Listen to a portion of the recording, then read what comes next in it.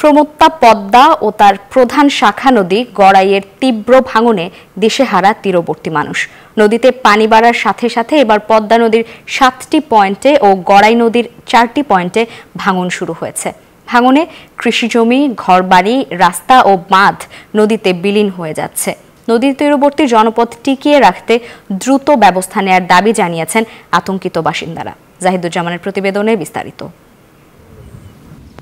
পদ্মা নদীতে পানি বাড়ার সঙ্গে সঙ্গে ভাঙন শুরু হয়েছে দৌলতপুর উপজেলার 4টি ও ভেড়ামারা উপজেলার 3টি পয়েন্টে। এসব পয়েন্টে প্রায় 5 কিলোমিটার দৈর্ঘ্যে নদী ভেঙে নিয়ে যাচ্ছে কৃষকের আবাদি জমি, ভাঙছে তীরবর্তী রাস্তাঘাট ও ঘরবাড়ি।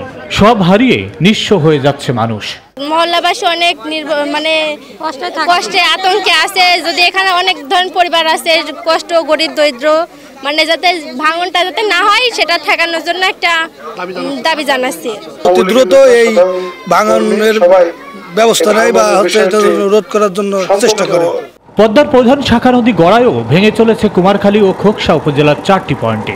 ভাঙনের কবলে পড়েছে ভূমিহীন পরিবার ও আবাসন প্রকল্পের বাসিন্দারাও। দ্রুত কার্যকরী পদক্ষেপ নেওয়ার দাবি জানিয়েছেন ভুক্তভোগীরা। প্রধানমন্ত্রীর কাছে আমার আবেদন, যাতে আমাদের এখানে একটা ব্লক সিস্টেম করে দেয়, যাতে ভাঙন না আসে, আমাদের দিক সমস্যা যাতে না হয়।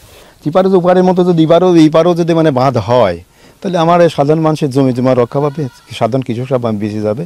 ভাঙনের পয়েন্টগুলো চিহ্নিত করে প্রতিরোধে উদ্যোগ নেওয়ার কথা বলছে পানি উন্নয়ন বোর্ড।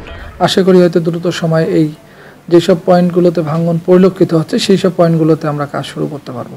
নদী তীরে ব্যবসায়ীদের জড়ো করে রাখা বালুর স্তূপ ভাঙন তীব্র করছে বলছেন প্রকৌশলীরা, আর এগুলো বন্ধ করার কথা বলছেন সংসদ সদস্য। লিকেজের জন্য এখানে ভাঙন হচ্ছে, আমরা অবশ্যই ডিসি মহোদয়ের সাথে আলাপ করে, আমার ইউনো সাহেব আছে, আমরা এটা অবশ্যই বন্ধ করব। পদ্মা নদীর ভাঙন প্রতিরোধে ইতিমধ্যে কুষ্টিয়ার তালবাড়িয়ায় স্থায়ী বাঁধ নির্মাণের মেগা প্রকল্পের অনুমোদন হয়েছে। বর্ষার পরেই শুরু হবে কাজ।